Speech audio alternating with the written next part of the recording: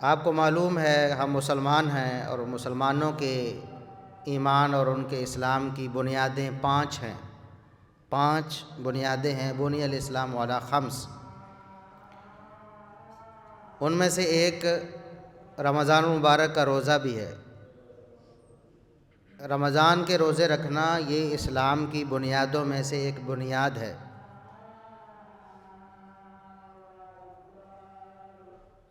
اور روزے کے بارے میں قرآن کریم نے جو بتایا ہے اور رسول اللہ صلی اللہ علیہ وسلم نے جو فرمایا ہے، اگر ایک مسلمان ان تعلیمات کو اچھی طرح جان لے اور ان پر ایمان لے آئے تو یقیناً یہ بہت قیمتی عبادت ہے۔ اللہ رب العزت خود فرماتے، حدیث قدسی ہے، نبی کریم صلی اللہ علیہ وسلم اپنے رب سے بیان کرتے ہیں کہ اللہ رب العزت فرماتا ہے کہ الصوم لی وانا اجزی بہ۔ یہ روزہ ایک ایسی عبادت ہے جو بندہ خالص میرے لیے کرتا ہے۔ بندے اور اللہ کے علاوہ کسی کو پتہ نہیں کہ اس نے روزہ حقیقت میں رکھا ہے کہ نہیں رکھا۔ حقیقی طور پر کون روزے دار ہے صرف اللہ رب العزت کو معلوم ہے، اللہ کے علاوہ کوئی نہیں جانتا۔ تو فرمایا اللہ رب العزت نے کہ یہ عبادت خالص میرے لیے ہوتی ہے، اور اس کا بدلہ بھی، اس کا اجر و ثواب بھی میں خود رب العالمین دوں گا۔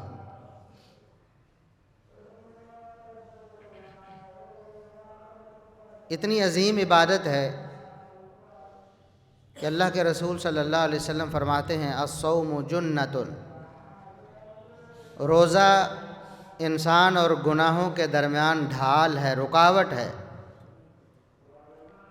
ایک انسان روزہ رکھتا ہے، روزوں کا اہتمام کرتا ہے، گناہ اس کے قریب نہیں آ سکتے۔ یہ ایک ایسی شیلڈ ہے جو اللہ رب العزت کی بتائی ہوئی ہے، کوئی گناہ اس شیلڈ کو پار نہیں کر سکتا، بندے تک پہنچ نہیں سکتا۔ بڑی عظیم الشان عبادت ہے، اس کے فضائل آپ سنتے رہتے ہیں رمضان المبارک میں، لیکن آج اس خطبے میں اس کے ذکر کا ایک مقصد ہے۔ وہ یہ ہے کہ جس طرح ہم نفلی نمازیں ادا کرتے ہیں فرضی نمازوں کے ساتھ ساتھ، میرا نہیں خیال کوئی مسلمان ایسا ہو جو صرف فرض کی رکعات پڑھتا ہو اور اس نے نفل نہ پڑھے ہوں کبھی، یا پڑھتا نہ ہو، یا کسی دن اس نے بالکل کوئی بھی نفل نہ پڑھا ہو۔ فجر کی نماز پڑھے گا تو اس سے پہلے 2 سنتیں ادا کرے گا، ظہر کی نماز پڑھے گا تو اس سے پہلے 4، پھر 4 فرض ہیں، اس کے بعد 2 یا 4 ادا کرے گا، عموماً کرتے ہیں مسلمان۔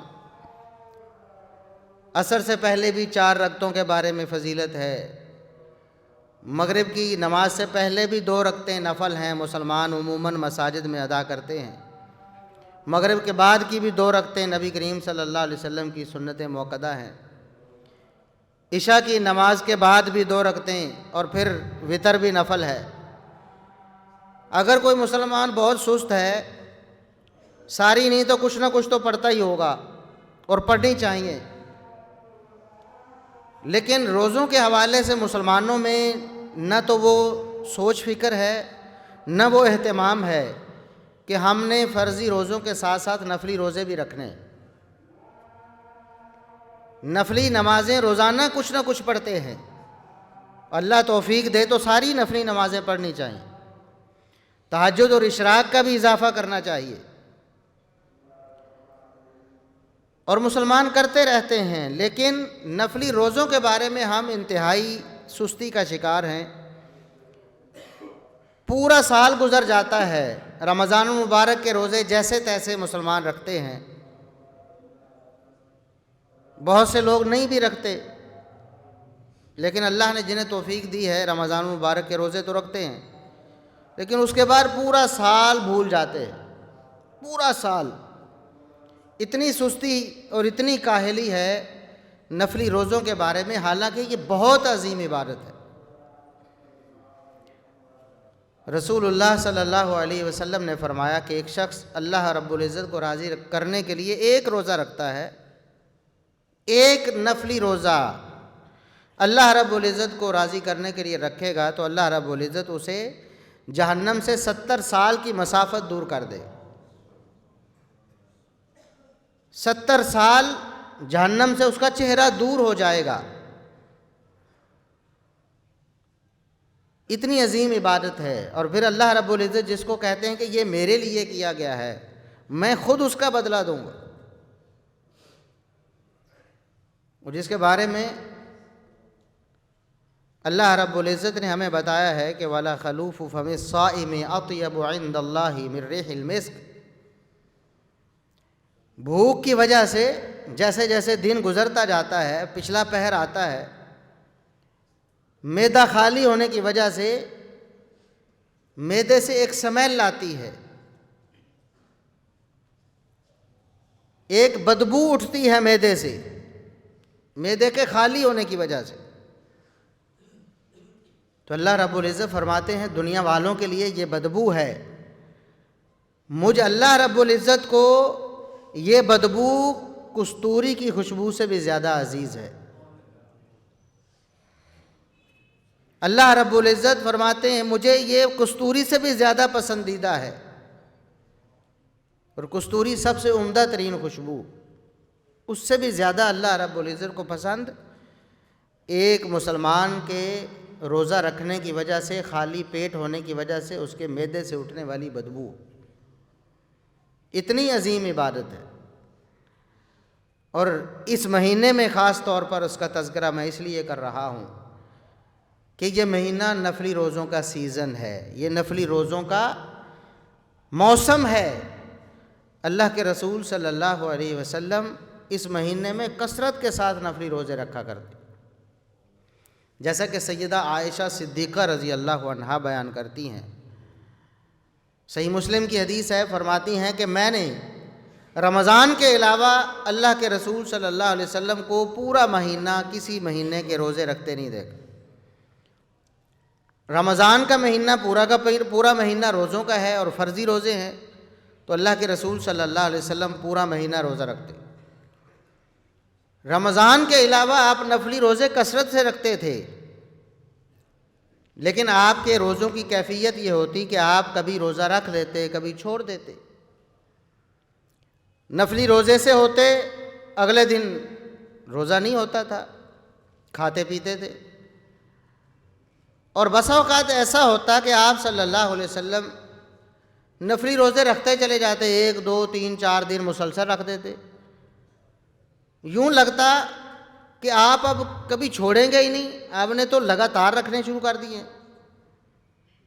لیکن پھر کبھی ایسے ہوتا کہ اللہ کے رسول صلی اللہ علیہ وسلم پھر روزہ چھوڑ دیتے، پھر اگلے دن چھوڑ دیتے، پھر اگلے دن چھوڑ دیتے، تو یوں لگتا کہ اب آپ رکھیں گے نہیں۔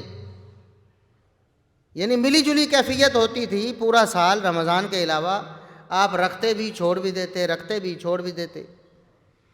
لیکن جب شعبان کا مہینہ آتا، جو رمضان سے متصل پہلے ہے، جس کا ابھی آغاز ہو چکا ہے، تو سیدہ عائشہ رضی اللہ عنہا فرماتی ہیں کہ نبی کریم صلی اللہ علیہ وسلم تقریباً پورے مہینے کے روزے رکھتے، کوئی شاذ و نادر ہی، کوئی بہت تھوڑے روزے آپ سے رہ جاتے، ورنہ آپ صلی اللہ علیہ وسلم پورا مہینہ روزہ رکھتے، نفلی روزے رکھتے۔ تو یوں مسلمانوں کے لیے یہ شعبان کا مہینہ نفلی روزوں کے لیے ایک موقع ہے، ایک سیزن ہے، یہ نفلی روزوں کا موسم ہے۔ تو ہمیں بھی چاہیے کہ ہم اللہ رب العزت کو راضی کرنے کے لیے، اللہ رب العزت کی رضا حاصل کرنے کے لیے، اور وہ تمام اجر و ثواب جو اللہ رب العزت روزوں کی وجہ سے دیتے ہیں، اسے حاصل کرنے کے لیے ہم اس مہینے میں کثرت سے روزے رکھیں۔ اور پھر ابھی اللہ رب العزت کا فضل و کرم ہے کہ رمضان المبارک بھی نسبتاً بہتر موسم میں آ رہا، گرمی کی شدت سے پہلے ہی رمضان المبارک ختم ہو جائے گا، اور شعبان کا مہینہ تو اس سے بھی پہلے ہے، اور ابھی گرمی کی وہ شدت نہیں ہے جس کی وجہ سے انسان کو بہت زیادہ بھوک پیاس برداشت کرنا پڑتی ہے۔ ویسے تو بھوک پیاس برداشت کرنا جس قدر زیادہ ہوگی اس قدر اجر بھی زیادہ ہوگا، لیکن پھر بھی ہم جیسے سست اور کاہل اور سہل پسند لوگوں کے لیے یہ بہت بڑی غنیمت ہے کہ اس موسم میں شعبان آیا ہے اور رمضان بھی آ رہا ہے، تو ہم شعبان میں کثرت سے نفلی روزے رکھیں اور پھر رمضان میں پورا مہینہ فرضی روزے رکھیں اور اپنے اللہ رب العزت کو راضی کر لیں۔